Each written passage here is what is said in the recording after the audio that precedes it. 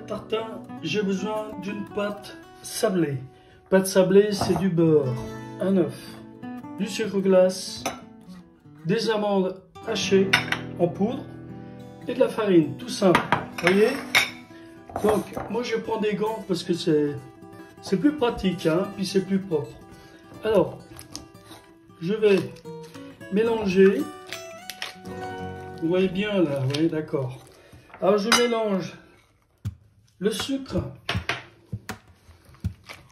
et les amandes et le beurre. Voilà. Et maintenant je vais bien travailler ça pour que le beurre s'incorpore vraiment aux amandes et au sucre.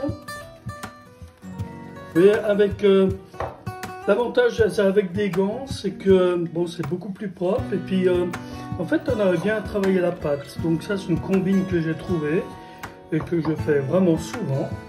Donc encore une combine pour vous aujourd'hui, vous voyez. Donc la pâtisserie ou la cuisine, eh ben, nous avons beaucoup d'astuces comme ça, ce qui permet de mieux travailler. Vous voyez, déjà mon beurre est prêt. Donc là je mets carrément ma farine. Vous voyez, carrément franco, hein. Et puis maintenant, je vais faire une pâte sablée. Alors, une pâte sablée, vous travaillez aux pâtes, il faut qu'elle devienne du sable. Alors, vous la travaillez bien comme ça, vous les fritez. Vous voyez, c'est pas difficile, hein. Vous voyez, comme ça. Vous la travaillez bien. Elle va devenir comme du sable. À la suite de ça, ben, on mettra l'œuf dedans. Alors j'ai oublié de dire que l'œuf, c'est mieux de le mélanger. Hein. Voilà. Vous cassez un œuf, vous le mélangez à la fourchette, et puis après vous le mettez dedans. Vous voyez? La pâte sablée, elle se travaille vraiment, c'est très léger. Hein. Une fois que vous avez fait, vous voyez, là, il y a vraiment du sable. Hein. Voilà, c'est pour ça qu'on appelle une pâte sablée. Hein. Voilà. Alors, je vais rajouter un tout petit peu de sel, ça c'est pour la cuisson. Donc une pincée de sel, moi je mets. Voilà. Vous voyez, c'est prêt. Et vous voyez, et ben vos mains, elles sont toutes propres. Regardez, c'est super, hein? Voilà, comme je vous ai dit, vous prenez un œuf. Vous battez bien comme une omelette, hein, et hop, vous mettez dedans. Et maintenant, vous continuez à travailler.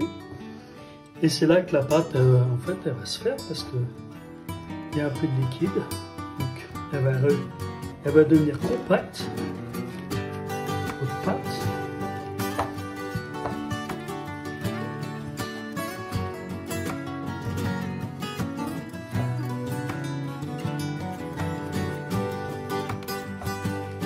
Donc la pâte sablée, voilà, vous la travaillez pas trop, vous voyez là, elle est déjà, c'est bien amalgamé. Et puis après, vous la mettez dans un plastique, comme je vais le faire. Et puis vous pouvez la faire la veille, hein, c'est beaucoup mieux. Moi je l'ai fait maintenant et puis je l'utilise cet après-midi, donc ça c'est très bien aussi. Vous voyez? Il faut un temps de repos assez longtemps, hein, assez long pour la pâte sablée.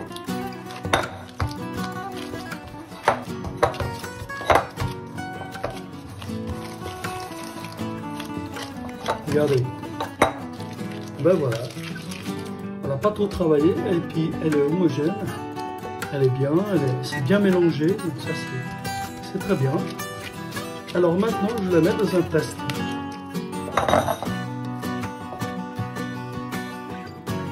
Alors je l'aplatis un peu comme ça, lui donner la forme ronde que je voudrais pour ma tarte. Voilà.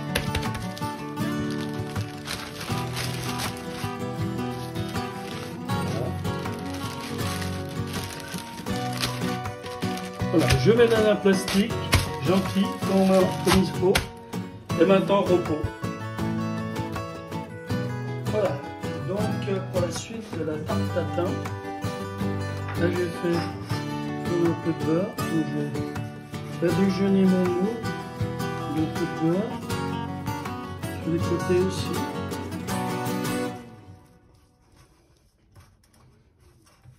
Voilà. Ensuite, je vais prendre une feuille sulfurisée, je la plie en deux. Ensuite, je la replie comme ça, comme ça, comme ça, et comme ça. Après, je viens prendre le diamètre à peu près de mon moule, donc ça peut à peu près ici. Je coupe en arrondi. Et voilà. Vous obtenez un rond. Papier sulfurisé pour les tartes. Donc je le place bien au fond.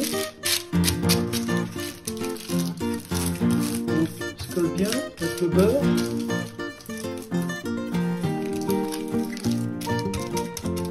Comme ça. Après on va mettre les pommes, on va mettre le caramel au fond. Voilà, mon moule est prêt. Maintenant on va attaquer le caramel à froid. On va faire le caramel. Donc pour mon caramel à froid, j'ai besoin de 100 g de sucre en poudre et de 20 g de beurre pour décuire. Voilà, donc je prends une casserole. Je vais mettre à peu près sur 8.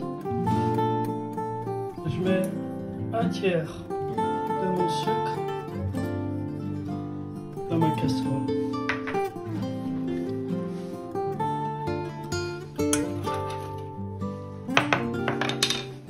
Et maintenant j'attends jusqu'à temps que le caramel se fasse. Voilà, le caramel commence à fondre. Quand je mets au maximum, là je mets sur 8. Ça suffit largement. Donc je remue gentiment jusqu'à temps que le caramel soit uniforme dans ma casserole. Voilà. Donc on voit bien. Je passe partout.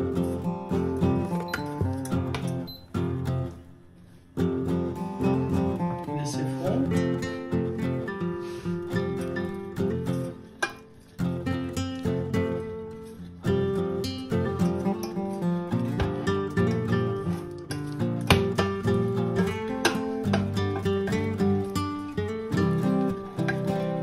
Vous voyez, donc le caramel, voilà, le sucre est en train de fondre. Je rajoute encore un tiers de sucre. Voilà. Je continue à remuer gentiment.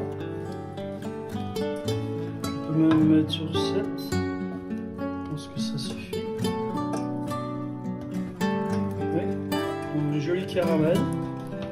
Quand vous faites en 3 fois comme ça, vous ne risquez pas de le rater. Alors, la deuxième partie est presque fondue.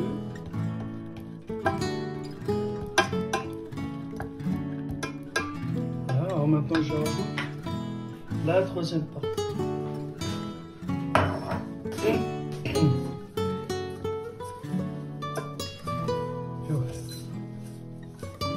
Caramel à froid presque terminé. Une jolie couleur bien ambrée. Ah, ça s'est arrêté. Donc je reprenne. Voilà. Sur 8. Après on va décuire un peu avec du beurre. Un petit peu de beurre. Alors, je continue mon caramel.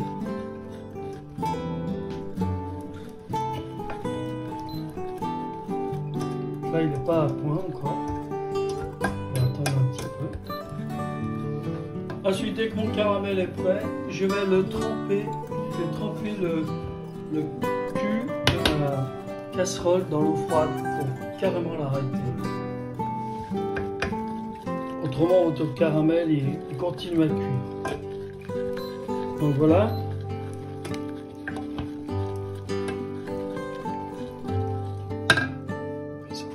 Maintenant, je le trempe.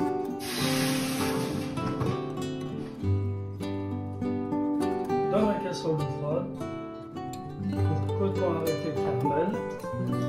Là, c'est bon. Maintenant, je peux éteindre mon feu et je peux ajouter mon morceau de beurre, les 20 grammes.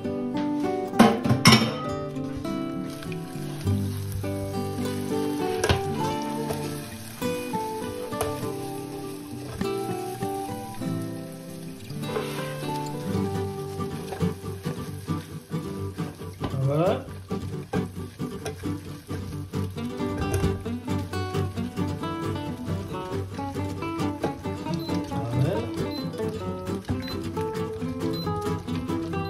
Et je remets un petit peu sur le feu pour qu'il soit complètement uniforme. C'est pas vrai, c'est limite. Donc là, je remets.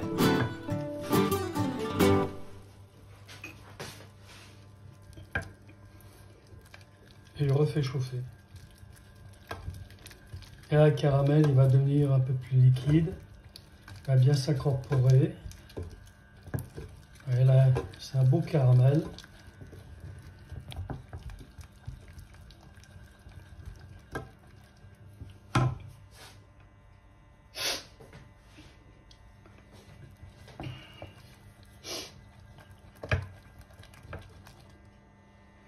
Voilà, là, il recommence à fondre.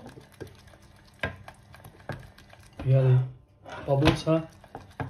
Magnifique. De votre moule. Donc j'ai beurré un tout petit peu, hein. Ça permet que quand le caramel il va mieux se démouler à la fin avec la tarte tatin. Voilà, là c'est bien. On a un bon caramel. Bon, maintenant on laisse le moule à côté, refroidir. Maintenant on va attaquer les pommes. Voilà, ici je fais mon sirop. Donc avec 1 décilitre d'eau, 20 g de sucre, 2 écorces d'orange et 2 étoiles d'anis. Donc ce sirop va me servir pour un peu humidifier les pommes. À chaque fois que je vais monter ma tarte tatin, à chaque étage, je vais mettre un peu de sirop dessus. Et ça va donner un petit goût aussi. Voilà, avec le citron, l'orange, c'est très très bon. Donc là, je vais porter à ébullition mon sirop. Et dès qu'il est porté à ébullition, je l'arrête. Et je laisse reposer après.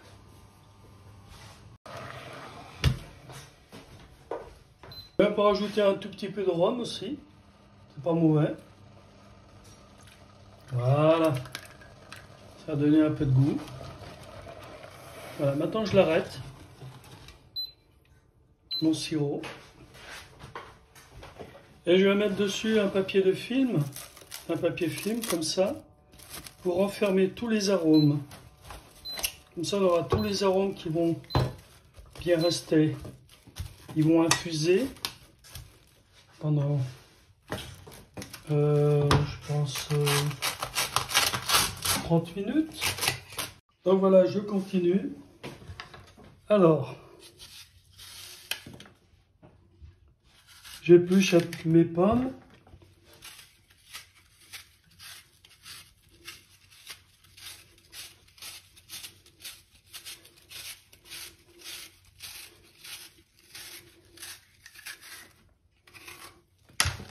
Ensuite, j'enlève le milieu avec cet appareil. Voilà, là j'ai à peu près 6 pommes. Et là j'ai mon sirop que j'ai passé. Voilà mon sirop. je mets de côté. Ah, maintenant, je prends ma mandoline. Ah, c'est une mandoline du métier, hein, qu'on trouvait dans le marché. Donc, on va couper vraiment très fin.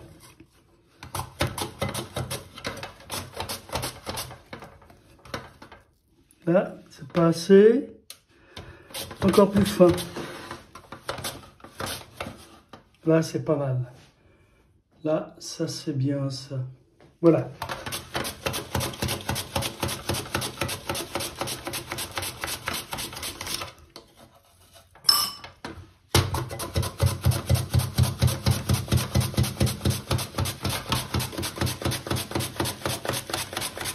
Ça, c'est vraiment une mandoline de professionnel en cuisine.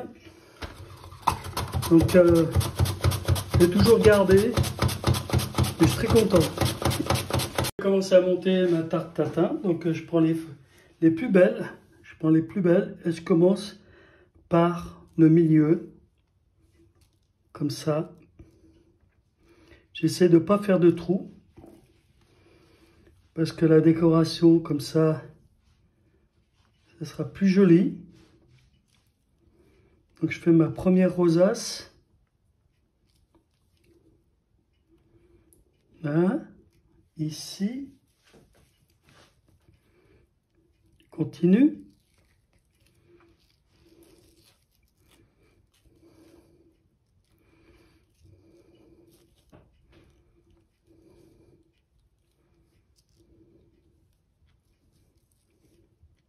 Vous voyez, elles sont fines, hein. Donc si vous avez une mandoline, c'est vraiment pratique, quoi. C'est vraiment bien.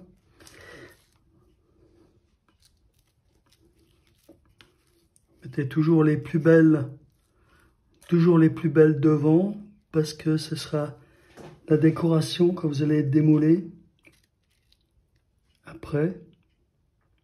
Voilà. Donc là, j'ai fait déjà une couche avec les plus belles pommes. Et là, je vais mettre un peu de sirop dessus. Comme ça. Ça va nourrir les pommes quand vous allez les cuire. Voilà. Voilà. Et maintenant, je continue avec les autres pommes. Alors là, je n'ai plus besoin de faire attention à ce que les pommes soient bien rangées. Parce que, vous voyez, là ça ne va pas se voir. Donc, là, ça va tout seul. Et je continue. Donc, là, j'ai mis 6 pommes. Donc, je pense que je vais encore en rajouter 2. Donc, ça fait à peu près ce que j'avais dit, 8 pommes. Voilà. Là, j'ai fini ma tarte tatin avec 7 pommes. J'ai mis 7 pommes, 7 grosses pommes. 90 grammes, 90 grammes de chocolat au lait avec un tout. Voilà. Donc là, le chocolat avec un tout petit peu de praliné qui restait. Donc je vais mettre le chocolat dans mon mixeur.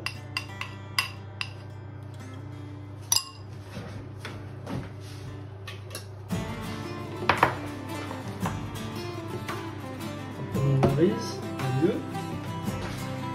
Pas tout à fait prêt, alors je rajoute un filet d'huile, hein, juste pour remuer. Voilà, juste comme ça. Et là, je le remets à tourner.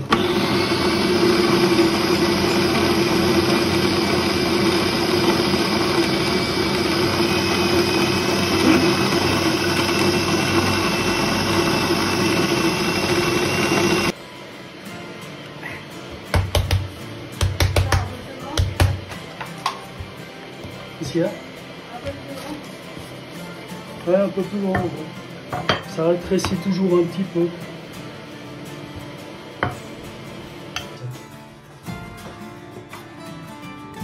Voilà, maintenant je vais faire la chantilly au Jean Dujat.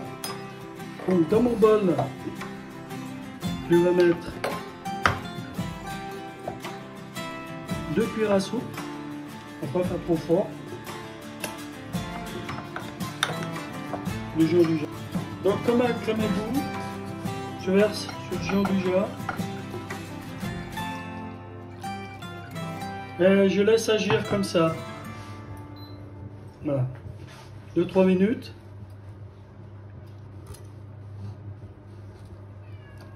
Je débarrasse dans un plat. Là, je fais chauffer mon sirop. Il me reste un peu de caramel, je l'ai mis dedans. Donc je fais réduire au maximum pour que ça soit un peu liquoreux.